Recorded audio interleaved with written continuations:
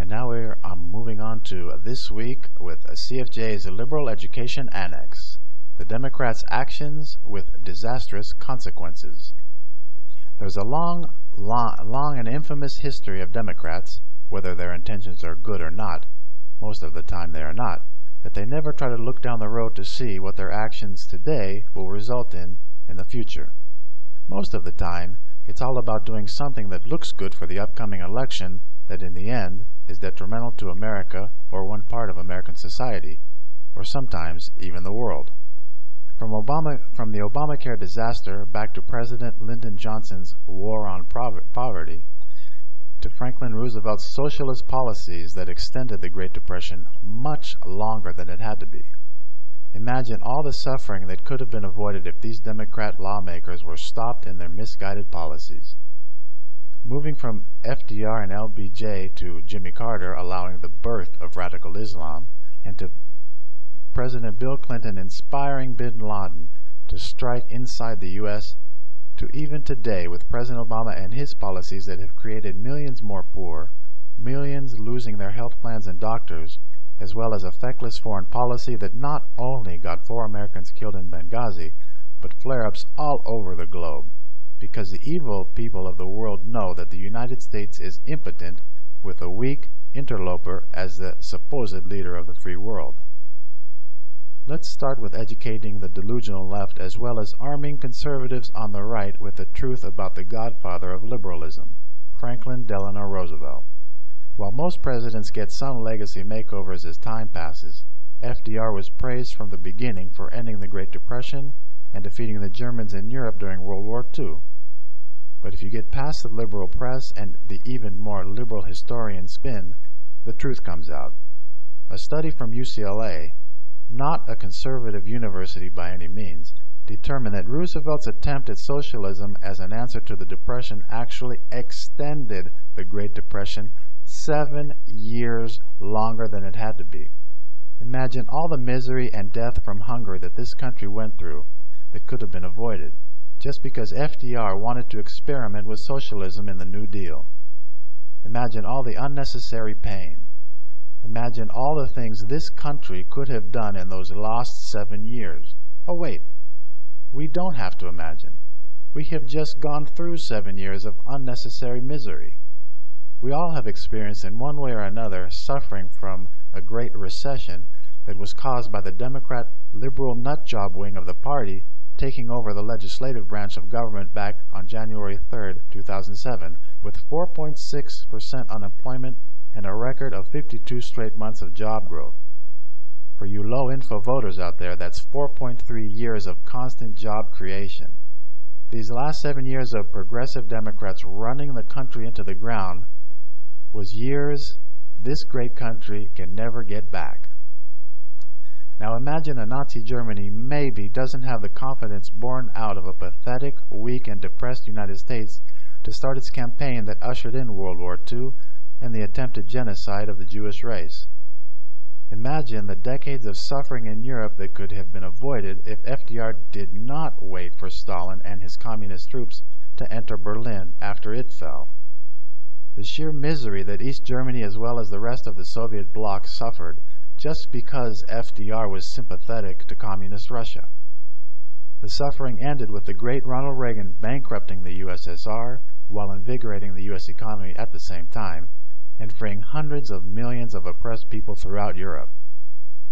Now let's springboard ahead to the Jimmy Carter presidency, a presidency that not even the most loony liberal historian can save as nothing but an unequivocal catastrophe. Carter's biggest lesson is a lesson that while some might think we can elect an unqualified rebound president, the horrible consequences just might be felt decades later.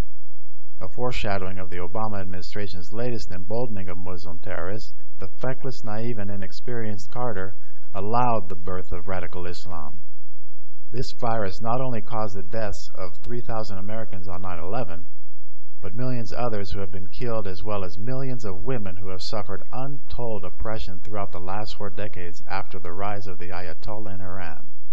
Now that is a war on women. The peanut farmer from Georgia, who was only elected because of a knee-jerk reaction to Nixon's cover-up after a two-bit break-in, was a catalyst to what we see today from Islamists who seek to destroy the infidels worldwide. We are suffering today, all this because Carter didn't have the Shah's back, a long-time U.S. ally, when there was an Islamic uprising in 1979. While nobody believes the Shah should have been nominated for sainthood, it's better to have a devil that is on your side than an insane devil that calls for your destruction. Not only did Carter wave the white flag to radical Islam back in '79, he also created a law in 1977 that, abused by today's Democrats, ushered in the Great Recession of 2008. Jimmy Carter and his Community Reinvestment Act forced banks to make highly risky home loans to low-income, unqualified applicants. This law also spawned the catalyst to the '08 recession, pseudo-government-run mortgage giants Fannie Mae and Freddie Mac.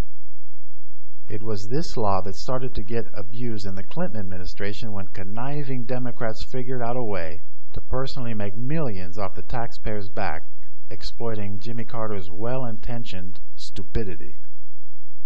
Then, when the Democrats took over the House and Senate on January 3, 2007, Democrat scam artists in Congress like Chris Dodd and Barney Frank put Fannie and Freddie on steroids, and that eventually tanked the U.S. economy in late '08 and sent the world economy reeling.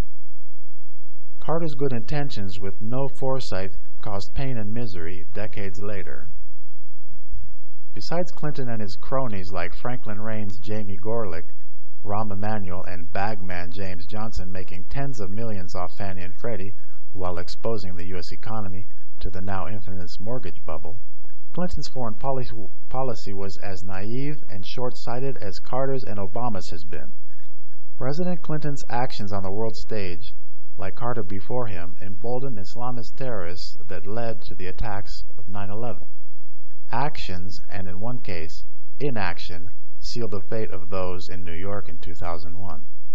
It was just another in a long line of naive and short-sighted moves with disastrous consequences down the road. Even though Osama bin Laden declared war between his terrorist group, Al-Qaeda, and the U.S., Clinton refused an offer from the Sudanese government to hand over bin Laden on a silver platter to U.S. authorities, through the Saudis, in 1996. The second and even more egregious, more than the foolish decision not to imprison UBL, was the action Clinton took in Mogadishu.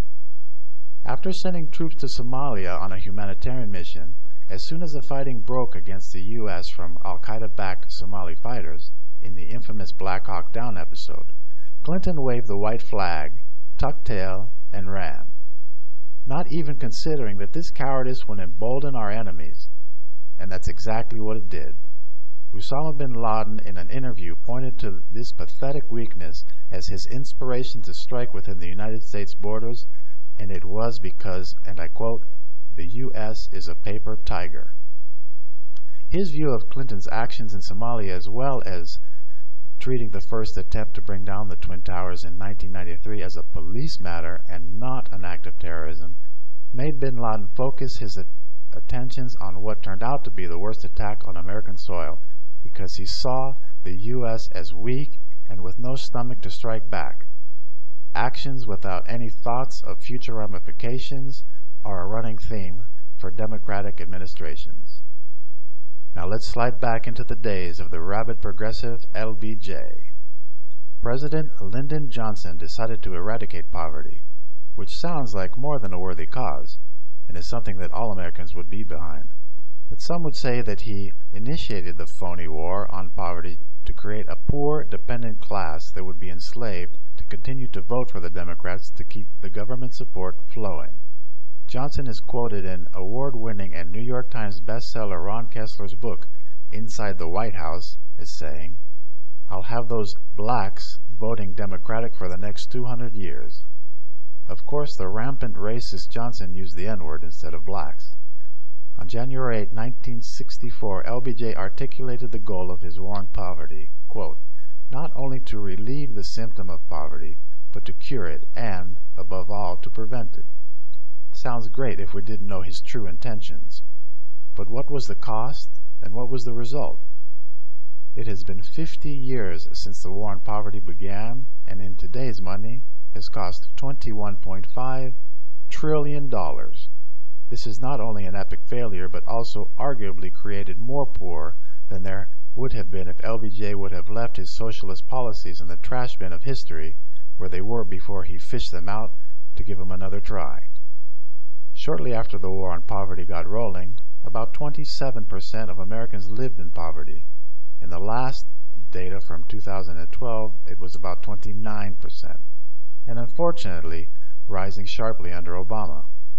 All this for only $21.5 trillion. Imagine if LBJ hadn't wasted $21.5 trillion on the phony war. Could that money have been better spent? Of course.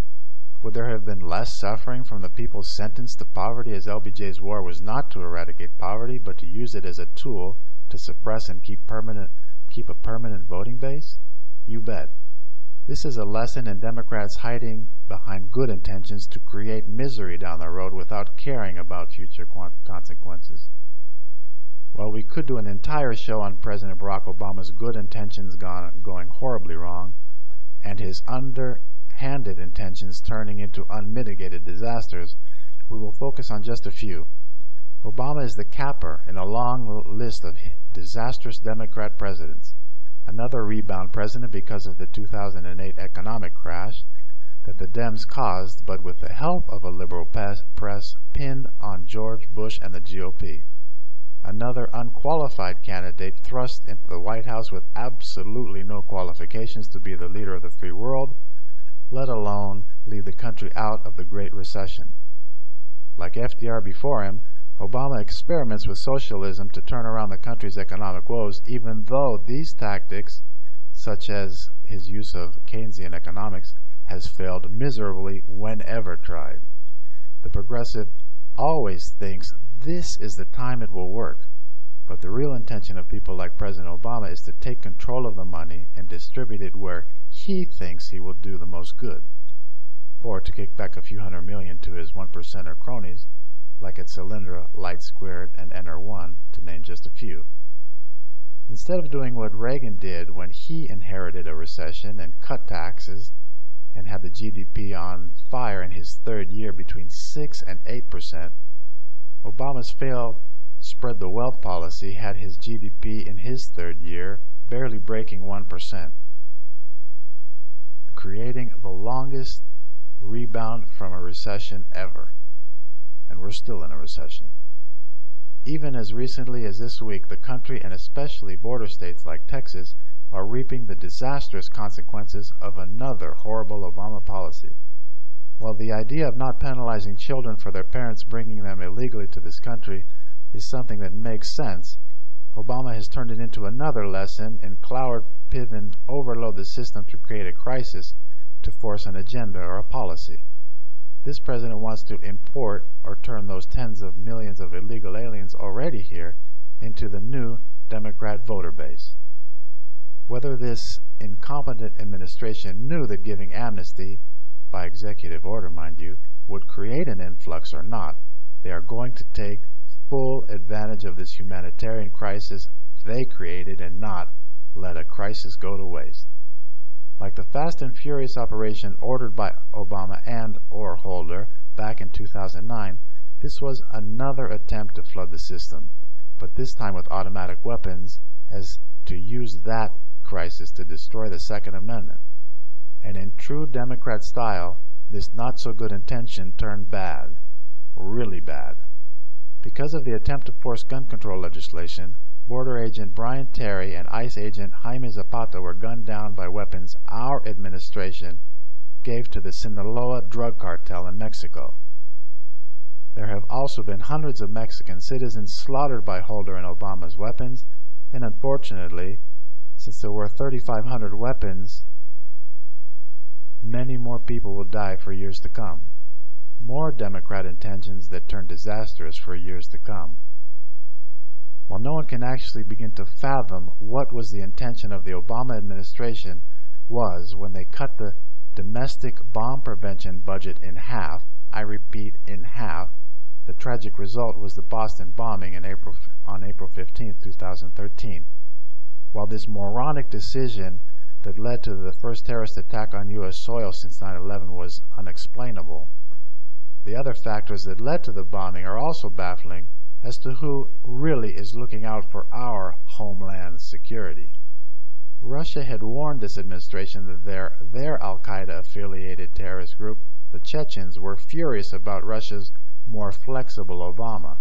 They even told the FBI to look out for Chechen immigrants in the U.S., and Russian intel apparatus even told them to investigate Tamerlan Tsarnaev, who, as you know, was to be the perpetrator. And the answer to all this valuable intel about the domestic terror danger? Slash the domestic bomb prevention budget in half. The intention for putting all Americans in danger of a terrorist bomb are unclear, but the result was clear. 3 dead, including an 8-year-old boy, and at least 14 people with amputations. In this administration, whether intentions are good, bad, or unexplainable, the results are always catastrophic. The last misguided intention we will talk about today is Obama's ridiculous, naive, and feckless foreign policy decision and non-decision that have directly or indirectly cost thousands of lives worldwide. From another unilateral decision by Obama, the Libya fiasco that led to the first ambassador to be killed since 1979, to the slaughtering of civilians by an emboldened Assad in Syria, from Obama's campaign in 2008, where he vowed to stop the genocide in Africa, to today, where he hasn't lifted a finger to help the thousands of Christians being slaughtered in that continent. The most egregious of the foreign policy epic failures is unfolding before our eyes in Iraq today. While George Bush signed the withdrawal date for troops from Iraq, Obama, of course, was more interested in lying and claiming that he ended the war than actually doing the only job Bush left him to do for Iraq: sign a status of forces agreement. Obama's ineptitude for his calculated intention to make it look like he fully pulled out of Iraq just for a phony talking point going into the 2012 election with 0 accomplishments to promote, the result is an Iraq in chaos and the possibility of terrorists taking the entire country over. All the lives lost on the Iraqi civilian side, as well as every brave soldier who died or was maimed to free Iraq from the terrorist sponsor Saddam Hussein, will be for naught. All because of a president who does not care or bother to think about what his actions today will result in down the road. This country has suffered immensely from ne'er-do-well naive Democrat presidents' good intentions gone awry to underhanded and crooked Democrat presidents pushing a progressive agenda disguised as something good for the people. Suffering extended by FDR and Obama just to experiment with socialist answers that have been refuted as fool's errands, to Carter and Clinton cowering to the rise of Islamofascists and emboldening this worldwide menace. The poverty has risen after LBJ's attempt to create a dependent voting base, as well as Obama's Keynesian failure creating 6.9 more million poor under his watch. And President Obama is attempting to do the same as LBJ today by importing poor from Central America under the blanket of a humanitarian crisis created by him through an executive order that seemed to be good intentioned in the beginning. When the left-leaning mainstream media tries to convince the American public of all the good intentions and the good-intentioned ideas and policies coming from Democrat presidents, you, as someone who might suffer from these actions, you must raise your voice and ask the questions that the watchdog media is supposed to ask. What will happen in the future? Our future.